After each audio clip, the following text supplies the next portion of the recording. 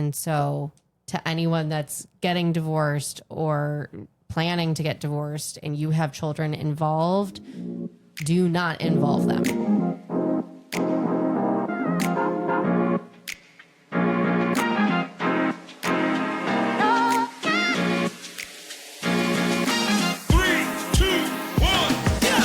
You're listening to Squeeze Limes, where truth stings, laughs heal, and nothing's off limits. I'm Tyler, the daughter. I'm Robin, the mom. And if life gives you lemons, we're squeezing limes instead. So grab a seat, open your mind, and get ready to laugh or cry, because we're not here to play nice. We're here to get real. Hi. Hi. Welcome to Squeeze Limes, everyone. We are here to talk about something that's pretty hard and painful today, and it's a big part of my practice. It's also a big part of our lives and our friends' lives and our families' lives. We're here to talk about divorce. Yeah. I help people with divorce recovery. I would like to talk about what that looks like in generations. Obviously, with you, you're a product of divorce. I'm divorced. I'm a product of divorce. My parents were divorced. And I want to talk about that a little bit today. Okay. There's a lot of people that come to me when their kids are very, very young. And that's probably the best time to get divorced if they're not getting along and they've actually worked on it and gone and, sought counseling because they wouldn't know any better.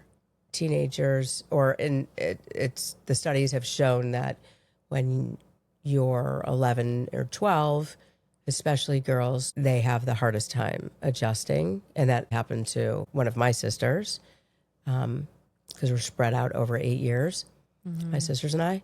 People kind of give up too easy at times, right? Sure. Yeah. Or how people jump into marriage Oh, okay. quickly. Is that what you think? Do people jump into marriage quickly? Now that I'm in my 30s, I feel like a lot of people that are not, locked down in a relationship are trying to find people, of course, for marriage. I mean, dating inevitably is to get married if that's your goal. And I feel like now people are feeling rushed. And so they're going to meet their person and hop into it right away. Oh, okay. You mean like biological clock for a woman is the rush? No, like the rush and like all of your friends got married and you feel like you're late and Or left out, yeah. And I don't believe in like timelines, but also I'm not one to speak because I got married when I was, I don't even know how. 28? 28. 27? You just celebrated your Yes. third year?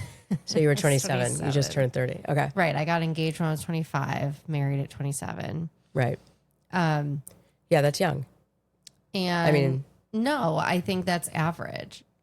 I think it goes in phases. It depends on generations. I mean, people that were like my grandparents' age, they get married really young. Yeah, and my grandparents got married at like 18. My mom and dad got married. Well, my dad was 7 years older than my mom. So how old was grandma? Like 19, 20? Grandma was 19 and they waited to have a baby. She was 23 when she had me. Yeah. So Yeah, I she's think super young. as the years go on, Yeah. the older, like people are just waiting later in life. They have things to do. Which is fantastic. They have and careers. And so I don't think, live I wouldn't life. consider myself have been being young. However, a lot of my friends who are not in relationships feel like they're behind and feel like they're running out of time. And I've heard before that people are going to find a relationship and get married the next year. Oh, And to me, yeah. that's pretty fast. And I feel like things like that would most certainly end in a divorce. I hope not. But yes, you're right. I think that because I've always said like on the 7th season is when you find out who the person is. In my opinion, I would then entertain on that 8th season, if it goes smoothly, an engagement. And then, whatever, get married in a year, whatever the engagement is, So towards the end of the second year. literally the end of the second, like on the second year. Okay. Because I feel like a lot of Yeah. things happen weirdly I on the agree. 7th season. It's unfortunate that divorce occurs. And again, I think that, Well, I mean, unfortunate or fortunate, depending how you look right, at it. I mean, if it's an abusive relationship, absolutely. Thank goodness that they got divorced. If Absolutely. it was, a great family unit and, there was something that could have been worked on, people give up and that's unfortunate or Right. maybe for the kids. But I think in the reality of it, if you're getting divorced for a pretty good reason, like that's a good thing. right, because that's another question that I always get, like, what is good timing? We're going to wait for our kids to graduate. We're going to wait for our No. kids to get mitzvah. We're going to wait for our kids to go to camp overnight for the first time. So what are you waiting for? Because if it is abusive, let's say, they are in it with you Yeah. and they're forming who they're going to choose for their lives. Right. And that's not okay.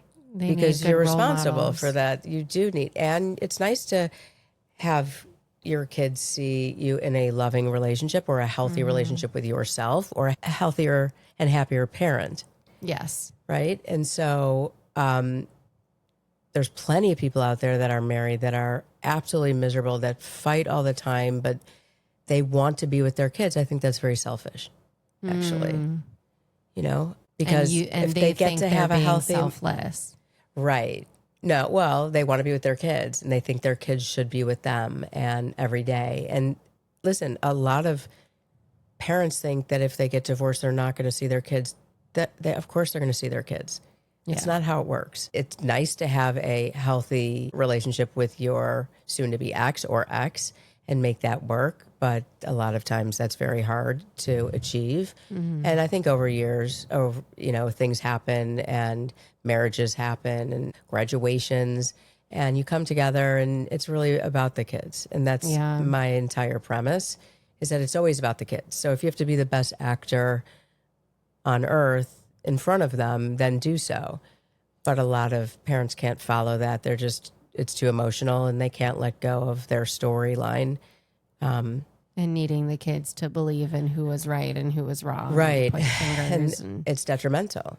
yes, it is. It is. So, of course, there's many different scenarios that happen within families, right? Yeah. So let's talk about yours a little bit. The divorce. Yeah. Well, I was sophomore, junior in high school, 16. 16. I took it really hard because not only do I have the best parents in the world, but I also strongly believed that your relationship was superior to all. I mean, I viewed your relationship as the goal. Wow. It was the love story that I always wanted. And I thankfully had a beautiful childhood. It was amazing. And I am beyond grateful for all that I was given and how I was raised. And, when I was 16 and you guys got divorced, it was a really big shock Yeah. because I didn't see in the fullest capacity the problems Right. that Which were is- happening. There's a reason why. A lot of them were behind closed doors. And there were times that I'd pick up on things here and there. And I said, what's happening? Or are you guys gonna, something gonna happen? And, but for me, it was really, really difficult. Yeah. But yeah, I mean, I remember just hysterically calling my friends. And funny story, I was just with one of my girlfriends last night and she brought up the time I called her after the divorce. And I like didn't even remember this, but it was so funny because she was like, "You're sobbing and I'm trying to figure out what you're saying." And then she said to me, "Wait, what? You're pregnant?" At 16. Wow. I was like, no, my parents are divorced. And she's like, "Thank God." Oh, wow. Yeah. That is really It was funny. hilarious. I was like, "No, like what?" And I'm like sobbing my eyes out. Yeah. Oh, wow. Yeah, that I would have thought been it a was so clincher. funny. You're pregnant. No, I was not pregnant at 16. No, I know. I was pregnant at 28, Okay. right? 28. 9. I had her at 29. Yeah. Crazy. Yes. A lot of my friends are, have a different style about their divorces, and a lot of just clients, they want to tell their kids everything. I don't believe in anything. I don't believe it's your business what goes on in my marriage, let alone my divorce. And I don't think any kid should ever know. I don't care how old you are. Yes. So it became unfortunate for you for sure. Yeah. I agree with what you're saying about not sharing information because it is none of our business as children. And I think that connects to what I was saying in the last episode or two of the parent and the child relationship isn't necessarily equal in emotional ways. The parent is the one that takes on the burden, takes on the hurt, the pain, the whatever from the relationship or from what they're dealing with. And they're there for their child. Right. That's why you have to And kind of.